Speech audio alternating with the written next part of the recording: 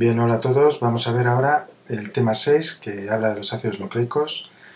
En este tema los objetivos que vamos a ver son qué son los ácidos nucleicos, la definición, los nucleótidos, que son los componentes, las unidades que forman los ácidos nucleicos. Veremos un nucleótido en detalle, la importancia de las bases nitrogenadas, las reglas de Chargaff, los tipos de ácidos nucleicos que hay y por último cómo se unen los nucleótidos. Muy bien, ¿qué son los ácidos nucleicos? Son macromoléculas formadas por la unión de unidades sencillas llamadas nucleótidos. Su importancia radica en que almacenan y transmiten la información genética de los organismos. Si viéramos una molécula de ácido nucleico, veríamos que está formada por la unión de un nucleótido más otro nucleótido, más otro nucleótido, más otro nucleótido, así hasta miles o millones de veces. Eso sería el ácido nucleico. Veamos ahora qué es un nucleótido, es decir, la unidad que forma el ácido nucleico. Esas unidades, pequeñas unidades, cuya unión, como acabamos de decir, forman el ácido nucleico. Puede haber de miles a millones en el ácido nucleico según las especies. Es decir, puede haber entre miles o millones nucleótidos formando el ácido nucleico, y según las especies. Está formado por tres subunidades. Las veis ahí. En naranja a la derecha, el grupo fosfato, en medio el azúcar y a la derecha la base nitrogenada. ¿De acuerdo? Si yo cogiera esa molécula que vemos a la izquierda, en grande, y la uniera un montón de veces, como se ha visto a la derecha, tendría un ácido nucleico. ¿Sí? Es lo mismo que hemos visto en la diapositiva anterior, en la figura anterior, en donde ponía nucleótido más nucleótido más nucleótido en verde, pero ya con una estructura molecular, ¿no? Con una estructura que es mucho más fácil de comprender. Vamos a ver ahora el nucleótido en detalle. Vemos el grupo fosfato, que está a la izquierda. Le da el carácter ácido al ácido nucleico. ¿Por qué le da ese carácter ácido? O sea, cuando hablamos de ácido nucleico, le decimos que es ácido gracias al grupo fosfato. ¿Y por qué? Porque el grupo fosfato viene del ácido fosfórico. De ahí que se hable de los ácidos nucleicos como ácidos. Participa también la unión de un nucleótido con otro, grupo fosfato, que está en la parte de la izquierda con la P del fósforo y en color naranja. En el medio tenemos pintado en azul la pentosa. Es un azúcar formada por 5 átomos de carbono que ahora veremos y que puede ser una ribosa o una desoxirribosa en función de la composición que tenga el carbono 2'. Lo veremos ahora. Ahí están los carbonos. De todos ellos es importante el carbono 3' porque es el punto de unión entre un nucleótido y otro, con el grupo fosfato, lo veremos más adelante, y el carbono 2. El carbono 2 es fundamental porque en función de su composición, como hemos dicho, tendremos o ácido ribonucleico o ácido desoxirribonucleico. Fijaos, si tiene un grupo, o mejor dicho, un hidrógeno en la parte inferior, como está dibujado aquí ahora en el último diagrama que vemos en pantalla, hablaremos de desoxirribosa. En cambio, si tiene un grupo OH abajo, hablamos de ribosa. Es fácil acordarse porque si a ese grupo OH le quitamos el oxígeno se convierte en una desoxirribosa. Fijaos que desoxi significa sin oxígeno. Por eso digo que es fácil acordarse.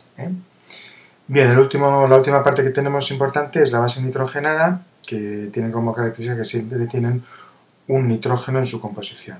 Hay 4. La adenina, la guanina, la timina y la citosina. Repito, adenina, guanina, timina y citosina.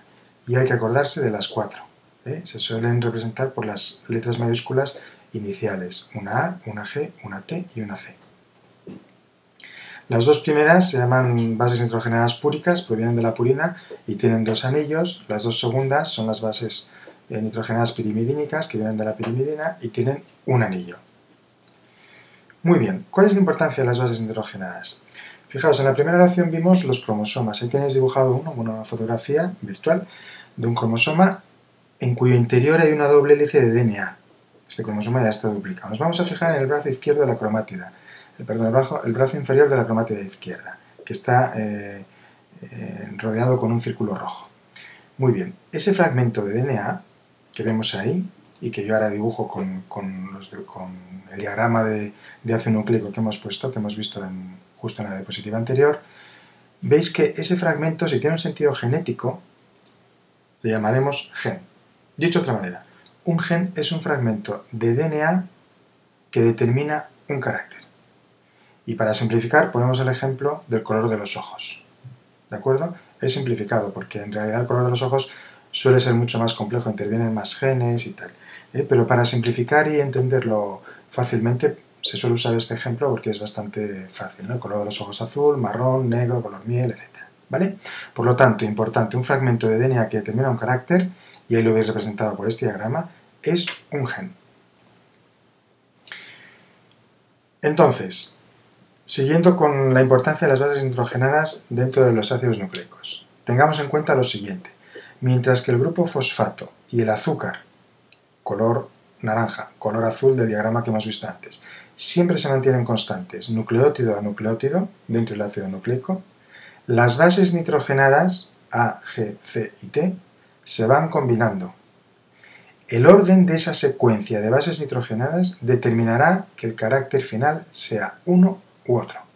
Veámoslo con un ejemplo, que esto es mucho más fácil de comprender si lo vemos con un ejemplo. Fijaos que ya vemos ese diagrama y la P y el pentágono azul, la pentosa, siempre se mantienen iguales a lo largo de todo el recorrido del ácido nucleico.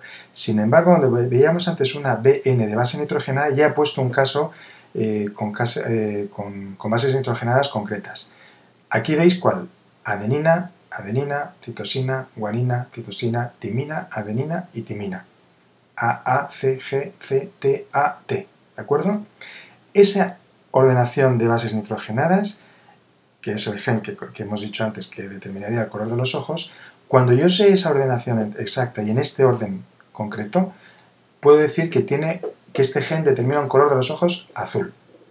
¿De acuerdo? Imaginamos que ahora cojo el mismo fragmento de cromosoma, pero en otro individuo. Lo veis aquí a la derecha. Fijaos qué hemos hecho con la ordenación de las bases. A, C, A, G, C, G, C, T. Hemos cambiado una adenina por una citosina, en la posición 2. En la posición 3, una citosina por una adenina.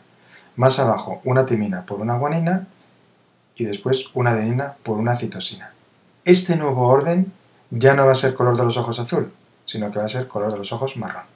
Es un caso ficticio, pero que representa muy bien lo que ocurre en realidad. ¿De acuerdo? Es un ejemplo.